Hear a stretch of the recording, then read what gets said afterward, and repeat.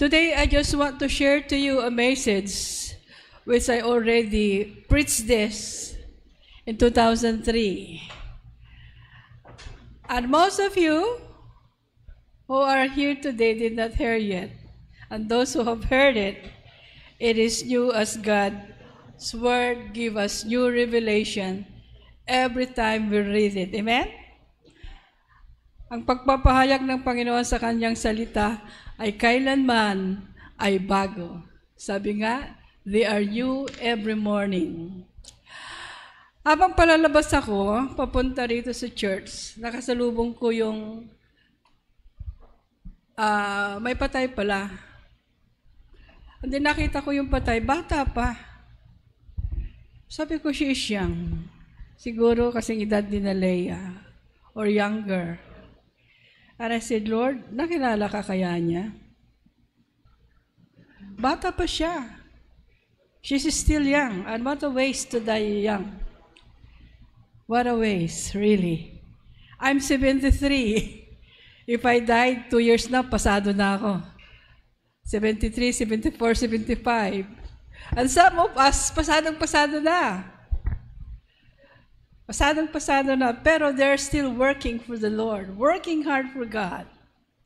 And today, I just want to share to you a message on the life of 2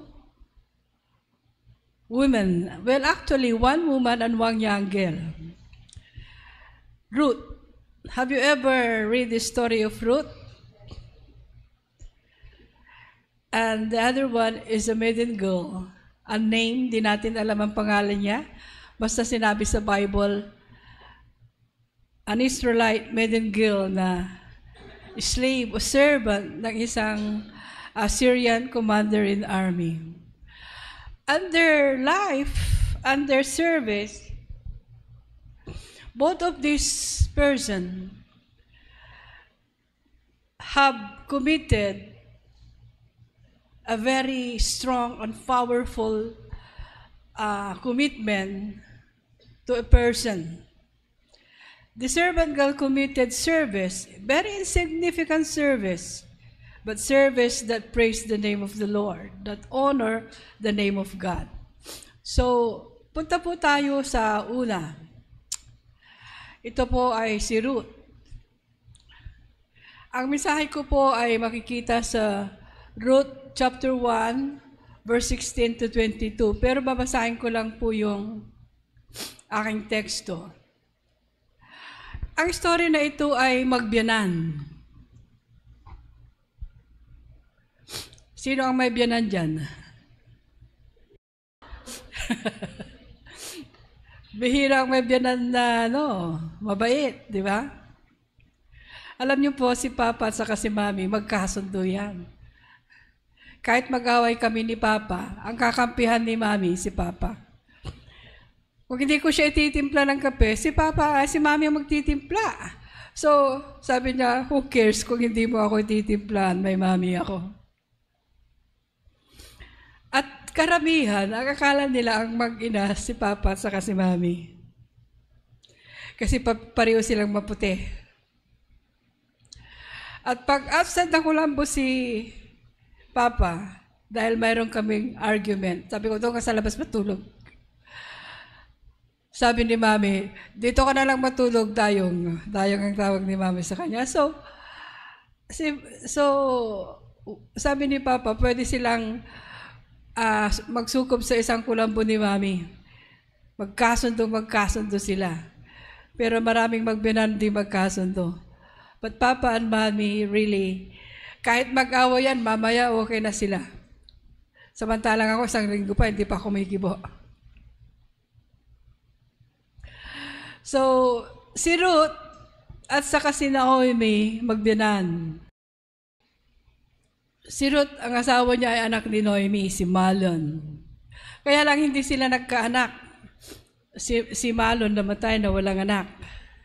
2 anak ni Ruth. Pumunta sila sa lupain ng Moab nung nagkaroon ng tagutom sa Bethlehem. So sila ay lumikas sa Moab at doon nakapag-asawa yung 2 anak niya na lalaki. At do you think na curse si Naomi dahil binaw niya yung dalawang anak niya na lalaki na hindi pa nagkaanak? Hindi po. God has a plan and a purpose to everything. Hindi po lahat na nagbabaon ng anak ay curse. Kasi si Naomi, believer eh. But his two sons died in a foreign country. Ang asawa ni Ruth, si Malon, at yung isa si Oprah. Hindi si Oprah Winfrey. So, nung namatay yung dalawang anak, sabi ni Naomi sa mga manugang niya, umuwi na kayo, bumalik kayo sa inyong mga magulang, sa inyong pamilya, at ako ay babalik na rin sa Bethlehem dahil tapos na ang taggutom. Pero itong si Ruth, ayaw niyang iwanan si Naomi. Bakit kaya? Anong nakita niya kay Naomi? Why? So I will read. But Ruth said, "Do not urge me to leave you." Sa Tagalog na lang. Sumagot si Ruth nung pinapauwi na siya ng kanyang binan sa kanyang mga pamilya. Sumagot si Ruth, "Wag po ninyong hilingin na iwanan ko kayo. Hayaan na ninyo akong sumama sa inyo. Saan man kayo pumunta, doon ako pupunta. Kung saan man kayo tumira, doon din ako titira. Ang inyong bayan ay magiging aking bayan. Ang inyong Diyos ay magiging aking Diyos. Kung saan kayo mamamatay, doon ako mamamatay. At doon din ako malilibing. Parusahan sana ako ni Yahweh ng pinakamamagat na parusa kung papayagan kong magkalayo tayo, maliban na lamang kung paghiwalayin tayo ng kamatayan. What a powerful love Ruth has for her mother-in-law. Sino may mother-in-law? Ganun ba yung kamahalang mother-in-law niya? Nang matiyak ni Naomi na hindi talaga mababago ang isip ni Ruth, na sumama sa kanya, hindi na siya tumutol. Ang titulo po ng aking mensahe ay Pangako at Paglilingkod. Ngayong umaga, tayo ay titingin sa buhay ng dalawang karakter sa Bible na magkaibang senaryo. Ito ay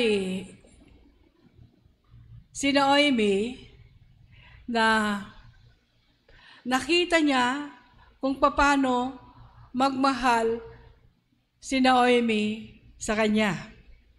Nakita niya kung paano mabuhay si Naomi ng paggalang at pagsamba sa Diyos niya kahit siya ay nasa ibang lupain.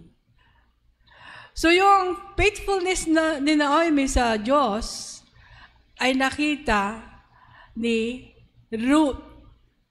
Ito yung nakita niya hindi lang sa salita, nakita niya sa action at sa gawa. Karamihan kasi, nakikita lang, hindi na, ang isang bagay, pag sinabi mong I love you, nakikita sa gawa, hindi lang sa salita. Kami ni Papa, very open di kami nagsasabing, I love you, I love you. Si Papa humalik lang, then ibubulong niya, I love you. Ganun lang si Papa. Sabi ko, I love you too. Ganun lang ang ano namin ni Papa. But in service, we show them. In the way we serve each other, doon namin na ipapakita na mahal namin ang isa't isa. Lalo na ngayon nagkakaedad kami, marami kaming disagreement yan. Relationship o marriage does not take a month of adjustment. It is a long time, lifetime adjustment. So, dahil hindi kayo nagkasundo, sasabihin mo, hindi na kita mahal, papalitan na kita. It is a vow that you have made in the sight of God. It is a vow that you have kept not to your husband, but to God. Kasi when you made a vow to God. That is a commitment. Alam niyo po, I want to share this to you. As a young child, I dream of marrying a pastor. I want to be a pastor wife. Because I was influenced, kasi I was saved young. And I grew up in a church. And I saw how my ministers, how my pastor loved the wife, and how he loved God. So as a young child, I was influenced. Sabi ko, pag mag-aasawa ko, I'm going to marry a pastor. Si Mami ayaw niya. Ayaw ni Mami, believe me. Out front, sinabi niya kay Papa, Pastor, gusto kitang pastor, pero ayaw kita para sa anak ko. Very outspoken si Mami. Si Pastor tumawa, pero continuous pa rin. Kaya lang nabago yung isip ni Mami nung bumaha sa dagupan, lumusong si Pastor hanggang dibdib ang tubig. Sabi ng pinsan ko sa ni Mami, o sige na, sagutin mo na. Kasi lumulusob pala sa bahayan. Lumusob si Papa sa baha, hanggang dito ang tubig sa dagupan. Kasi outbreak kami ng Lingayen Gulf. So, alam niyo sa dagupan, tuwing bumabaha, talagang baha. Pati yung mga fish fin, yung mga fish pan. Kaya pag nagmura ang bangos, ibig sabihin ang bangos nasa kalsada. As a young child, that is my dream. Pero hindi ko alam what responsibility you will embrace marrying a pastor. Hindi ko in-anticipate yung mga unexpected situation na mahaharap ko being a pastor wife. So I prayed, Lord, prepare me for whatever unexpected situation might come. Give me the strength to carry out my rule for your glory and honor. That was my prayer. But as the years unfolded, I discovered that some of those unexpected situations were far more painful and disheartening than I had ever imagined. The trauma of church conflict, akala nyo walang politiko sa church? Personal attacks and wounds inflicted not by strangers, but by members of the family of faith. Andiyan si Sita. Nakita niya kung paano ako kudita dito. Alam niyo, nakudita ako dito sa church. Then and now, the enemy never grows weary in his strategy of discouragement. But one of my daily devotion, alam niyo kung ano ang kalakasan ko? Of all the situation that I have encountered as a wife, as a mother, as a pastor wife, sa members, sa strangers, matindi. If you desire something, you're ready to embrace everything of the unexpected situation. So, one of my daily devotion, ito po ang nabasa ko. Our adversities are God universities. Kung tayo ay nag-aaral just to master something, in serving the Lord, you have go through many adversities to master faith, honesty, loyalty, and commitment. Because if you cannot master all the adversities that surrounds you and that you encounter, hindi kayo gagraduate to your commitment. At the middle of your calling or at the middle of anything that you desire to be, you will fall. Nalungkot nga ako sa isang kaibigan o isang parang anak na at the middle, alam nyo itong taong ito, I have so many dreams for his family. Sabi ko, just hold on. When God bless us, you will be blessed, you and your family. Kung kailan malapit na yung blessing, maraming nag-fall away. So, ibig sabihin, hindi nila na-master. Wala silang MA kasi hindi sila nag-graduate. So, in a commitment, sa iyong, I cannot give the right word or Tagalog of commitment kundi pangako. Pangako, ang titulo ng aking mensahe ngayon is, Pangako at Paglilingkod sa Diyos. Noong nag-asawa ka, nangako ka, hindi lang sa bawat isa. Nangako ka, kaharap ang Diyos. Saludo nga ako kay Sita, hindi na nag-asawa. He keep his vow, her vow. Bata pa yan, noong nabalo. Yung mga iba, 3 taon pa lang, pumalit na ng asawa. Namatay yung asawa, pinalitan after 3 years. Sabi ko pa, pag nauna ka, hindi ako mag-aasawa. Pero pag nauna ako, mag-asawa ka para mag-alaga sa'yo. Sabi ng mga anak ko, ikukulong namin siya hindi siya mag-aasawa. Hallelujah. So let's go to Ruth. Sino si Ruth? She was a Moabite woman who married an Israelite. Dahil sa kanyang commitment kay Naomi, God honored her. Nung sinabi niya, wherever you go, I will follow. Whatever situation you may be, I will embrace with you. Hindi niya alam. Babalik sila sa Bethlehem, walang trabaho si Naomi, walang titirahan, uncertain, pero niyakap niya. Sabi niya, I will follow, I will be with you. Only that can separate us. What a powerful love of a daughter-in-law and a mother-in-law.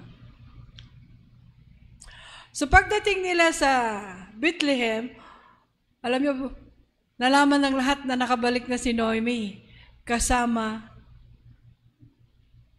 si Ruth. No, sabi niya, blessed are you, Naomi, kasama mo yung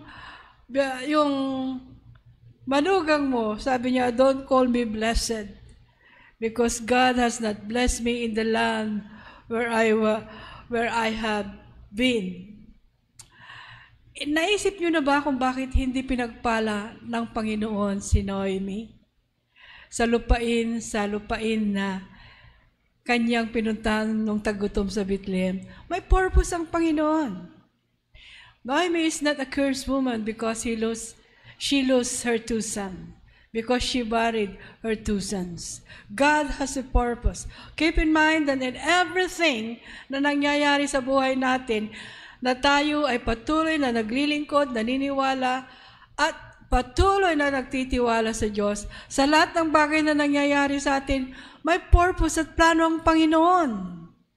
Na hindi mo man makikita sa iyong paglalakbay, pero bago matapos, bago mo marating yung end of your journey, God is going to show you all the blessing that He installed for you during the time na you are in the adversity period.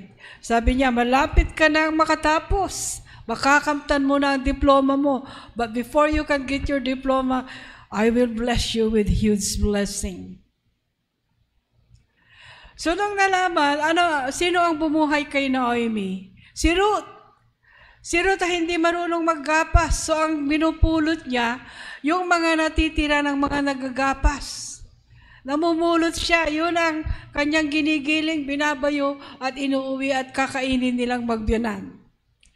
That was the sacrifice made by Ruth because she committed herself to support her mother-in-law. Sino makakagawaan sa inyo? Yung mga sarili ng anak, inaabando nga yung mga anak nila, di ba? There are children who abandon their parents, di ba? But Ruth worked hard to support her mother-in-law. And then, sabi ni Naomi, whose field are you gleaning? Kaninong sakahan ang iyong pinagpupulutan ng mga trigo? Kay Boaz. Kay Boaz? Tahimik ka lang dyan, Ruth. At ako'y gagawa ng paraan. Si Boaz ay isang malayong kamag-anak. To make this story short, gumawa ng paraan si Naomi para si Boaz, the most rich person, a businessman in Bethlehem, married Ruth. At sino si Boaz? Pinakasalan niya si Ruth at nagkaroon sila ng anak. At sino ang naging anak nila? Si Obed. Sino si Obed? Tatay ni Jesse. Sino si Jesse? Tatay ni David. Sino si David? Lineage ni Jesus. So, dito natin makikita, Ruth is a shining example of love and loyalty, born not out of comfort but adversity. Ang kahirapan ay hindi naging sagabal para siya ay maglingkod sa Panginoon. Ang kahirapan ay hindi naging sagabal para yung pangako niya kay Naomi ay hindi mababali.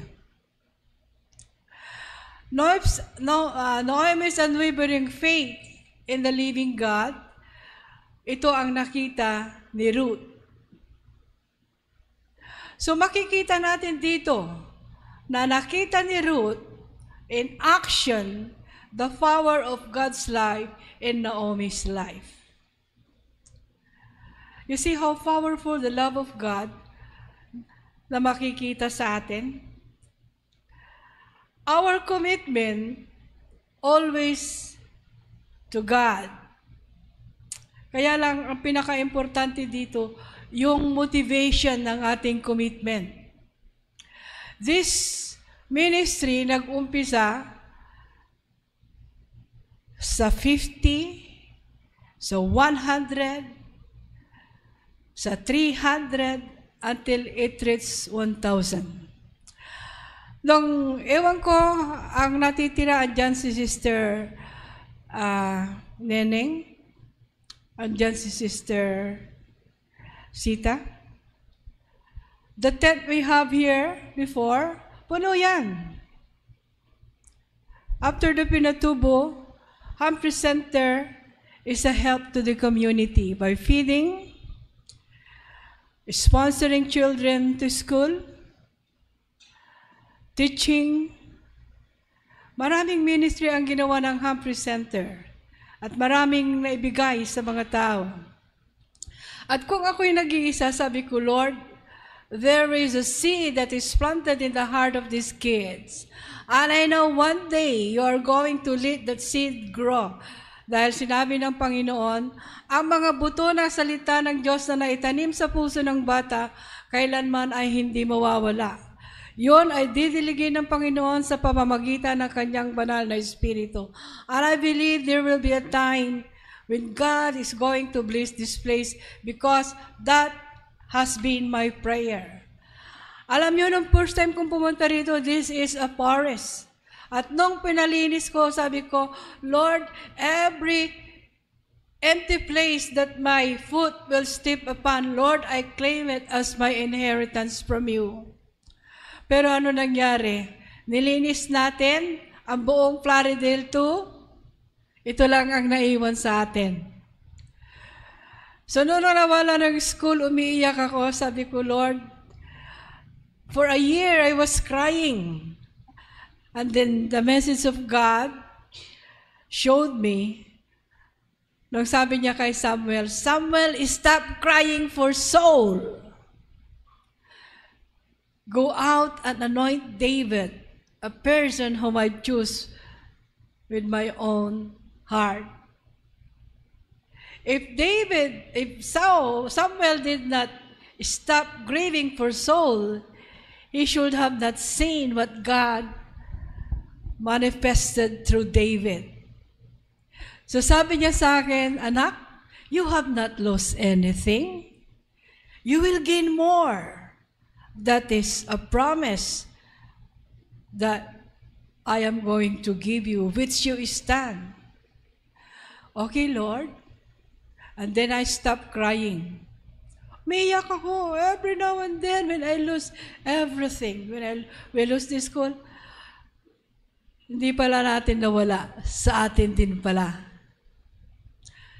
Pag nakaupo ako sa kantin, tumutulo na lang ang luha ko. But now, if my eyes will be filled with tears, it is a tears of joy and praise and honor to God. Because God is a God who kept His promise. God is a God who kept His word. Ruth had nothing to offer to Ruth but herself, and that she gave fully. True commitment to God is not about what we bring. It is about the heart with which we give to ourselves. True commitment is not about what we can give, but it is about the motive of our hearts. What God has placed in your heart. If you are faithful, committed to do it for His glory, He will honor His word. He will honor His promise. Yun lang ang naibigay ni Ruth. What did Ruth give to Naomi but herself? She has nothing to give to Naomi. She had nothing. She has nothing at all. But she gave all herself. And God has rewarded His loyalty, His honesty, her commitment, and her love to her mother-in-law. She was able to marry the richest man in Bethlehem, Boaz. Sometimes we are discouraged of the situation along our journey. Maraming discouragement. But keep in mind, whatever discouragement, whatever situation and circumstances that the enemy will throw to us, ibato niya sa atin, sa ating pakikipaglakad sa Panginoon. God sees us. And He is protecting us. Anak, hold on. Because God is training you to be loyal, to be honest, to be committed to Him. Napagdaanan nyo ang mga pagsubok na ito, sasabihin ng Panginoon, anak, totoo ka nga. What is the motivation of your heart in serving the Lord? Bakit tayo kukunti? It doesn't matter. Pag kukunti tayo, kung ang puso natin ay sold out sa Panginoon. Are we true to the Lord? Are we giving all that we have? Aanihin mo ang marami kung lahat ay hindi nakikinig. Sabi ko nga, lahat ng pumunta rito during the earliest time of this ministry, nawala lahat. Although you give them all that you can give, you give everything you have in your heart. Naibigay mo lahat ng pagmamahal. Naibigay mo lahat ng serbisyo, paglilingkod. Everything. Binigyan mo ng bahay at lupa. Pinagawan mo ng bagay na magaganda. Sino ang naiwan? Pangarap ko yung housing na magandang lugar. So, pangarap na napunta Sabi nga, ang tawag nyo nga doon, Sodom and Gomorrah, di ba? But I dream of that place as a place where God's name will be respected, will be honored. But it's the other way around, that even those one-time minister to God was the one. Sila ang promotor. Sila ang may kagagawan. Kung bakit ganyan ba ang anak ng Diyos? So you see, it is not about the word that you say that you love God, but it is the action, the character, the motivation that will be manifested in your life that they can see, so that they too will say, okay, we will follow the Lord. Now, God has blessed Naomi. God has blessed Ruth. Naranasan niya ang luxury because God provided for her a husband, a millionaire, a billionaire in her time. So don't be discouraged if along the way it is rocky road. If along the way the situation and circumstances is not easy. I've been there. I can tell you. Sasabihin mo, Mama Dang, kasi no. If I am going to share to you our life together as minister of the word, kaya nga yung mga anak ko ayaw magpastor. Dahil nakita nila ang hirap ng buhay ng pastor. Si Sharon, na nililigawan ni Pastor Bong, tama na ang isang pastor sa pamilya because my eldest daughter have seen the hardship we've been through being a minister of God. Kung ano yung mayroon sa amin, lumalabas pa para lang sa mga nangangailangan. At sabi ng anak ko, ayaw ko ng pastor. But look at her now. She married the pastor. She married the pastor and she gave all her time, all her heart, hard work, wala ngang tigil. Kung hindi ko pa sinabing, sumama ka at magpa-check up ka. Hindi pa siya sumama kahapon na last Friday para pumunta sa doktor. She's working hard side with her husband. And she was able to travel all over US, Europe, and Asia, ministering. And now they were appointed as the Far East director of the ministry to the military.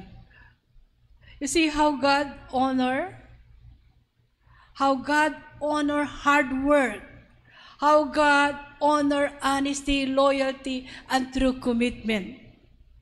God honor it. God has blessed their ministry. And now, nasa SM na sila. They're ranging to 1,000 members. Hindi na sila kasya sa Clarkview. They are now on SM Cinema. Dalawa ang service nila, umaga at hapon. You see how God blessed their life? Because they were committed to serve God. Hindi sila panlabas. But my daughter suffered a lot. Alam niyo ba na muntik siyang makunan kay Casey? Dahil sa nakudita din siya. She and Pastor Bong was also kudita inside the church. Nung makudita ako, sumunod sila na makudita. But God, you see, God is good. Doon nakudita sila, tinanggal ng Panginoon yung mga dapat tanggalin. Ba't tayo kukunti? Nung nakudita kami, tinanggal din ng Panginoon yung dapat tanggalin. If you stay and you are here sitting down, then ibig sabihin, God chose you to something special. Kung saan kayo itinanim ng Panginoon, doon kayo. Bakit? Doon kayo lalago, doon kayo magbubunga, at doon kayo aani. When you try to get out of where God has planted you, you will lose your fruit. You will not grow. You will lose your fruit. You might be succeed, but not so successful. Sa school, meron kaming teacher. Kahit walang sahod, committed. At sometimes naawa na kami dahil ang nanay niya pang nagbibigay ng allowance niya. Maraming umalis. Pero she stayed because I believe God has called me here for a purpose. Miss Sam, malapit na siyang magmagna carta sa Humphrey. She's working so hard. And I said, God is going to bless you. And God has given us another teacher with a heart to serve. God is so good. At hindi niya pababayaan na mabaliwala ang loyalty at honesty ng mga taong ito. Sabi ng Panginoon, pray therefore to the Father that He will send laborer in His vineyards. And that is my prayer, that God is going to send a true laborer in His vineyard, a laborer whose heart is committed to serve the Lord. The second person that I'm going to share to you, Ruth is a commitment example. Ang commitment ni Ruth ay hindi masusukat sa kayamanan o sa karangyaan. Ang commitment ni Ruth ay nasusukat sa kapangyarihan ng pag-ibig ng Diyos. That is how powerful love is. Ganon ka-powerful po ang pag-ibig ng Panginoon kung ito ay itatanim mo sa iyong puso. The Lord is going to turn upside down your world. If that love you have is the love of God. How do we love? Do we love those people who love us? How about those who do not love us? Kayo nakita ko kanina yung nilibing, sabi ko, kabata niya, nakilala kaya niya ang Panginoon? Sabi ko, Lord, hindi na ako kasing bata dati na I can go anywhere and walk and evangelize this place. Sabi ng Panginoon, anak, steady ka lang dyan. Because when I bless you, you don't need to go out. I will let the people come to me. They will see my glory in this place. You will not go out and tell them to come, but they will see my glory and they will come to me. And I hold on that promise of the Lord. The second person that I'm going to share to you about service is a girl, a servant girl. Nakakatuwa ito kasi wala siyang pangalan eh. The Bible did not give her name. Only a slave Israelite maiden girl. Babasahin natin ito sa 2 King, chapter 5, verse 1 to 15. Sa Syria ay may isang pinuno ng hukbo na nagngangalang Naaman.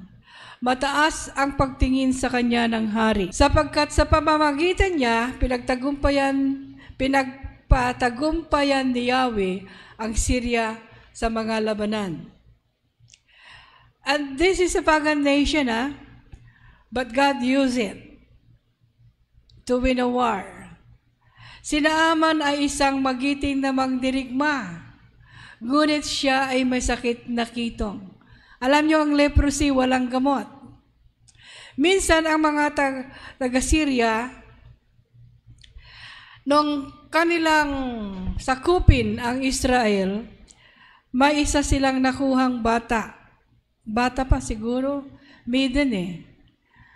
At the age of 13 to 16. So siya ay kinuha at naging tagapag-alaga ng asawa ni Naaman. We met a nameless young girl, a servant, a captive from Israel, working in the house of Naaman, a powerful Syrian commander. Sabi niya, nung makita niya, kasi mabait sa kanya itong asawa ng commander na ito, sabi niya, kung pupunta sana ang if my Lord will just go to Israel and see the prophet Elisha, he can be healed of his leprosy. So nung marinig yun ng kanyang asawa, sabi niya, punta ka, walang mawawala kung pumunta ka at subukan mong kausapin si Elisha. To make this story short, hindi ko na po i-elaborate, but you read 2 Kings chapter 5. So, itong batang ito, nasa strange land, walang magulang. Pero nung sinabi niya, if my Lord, si Naaman, pupunta lang sa Israel, kausapin niya ang propeta, siya ay matutulungan, nagagaling sa kanyang sakit. So pumunta po, basahin niyo the whole story. Pumunta po si Naaman. At siya po ay gumaling. Although, yung kanyang kagalingan ay may kondisyon. Sabi niya, ilubog mo ang iyong buong sarili sa River Jordan 7 times. Ang River Jordan, pag tagulang, putik marumi. Sabi niya, bakit sa River Jordan pa, ang dumi? Pero sabi ng kanyang alalay, pag sumunod ka, walang mawawala. Pag sunod niya, siya ay gumaling. At nung siya ay gumaling, nakita niya, natotoo nga yung sabi ng kanyang servant girl. Now I know that there is no God in all the world. This servant girl did not perform miracle. He just pointed to God. He did not make a sermon. He just said, go to the prophet Elisha and you will be healed.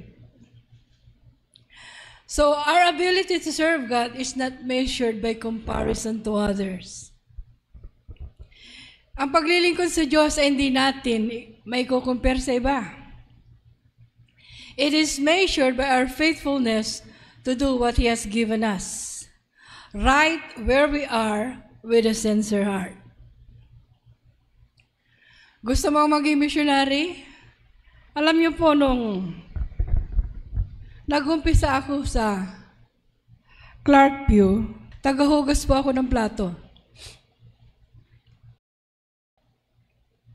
Sa kusina po ako. Kauwi ko lang po galing Manila. And in Manila, I was a manager. I have my own secretary. I have my own employee. Nung umuwi na ako, because I had so many opportunities given, pinamili ako ni Pastor. Yung pamilya mo o yung trabaho mo. So I choose my family. Maliliit pa ho yung mga anak ko. So when I went home, doon namin naranasan ng hirap. Ang trabaho ko po sa Clarkview, when I started attending Clarkview, I was nobody. I was locked down. Mahirap kami. Ako tagahugas ng kusina, tagalinis, tagapunas ng upuan. Maaga akong dumarating, nagpupunas ng upuan, nag-greet sa mga taong dumarating.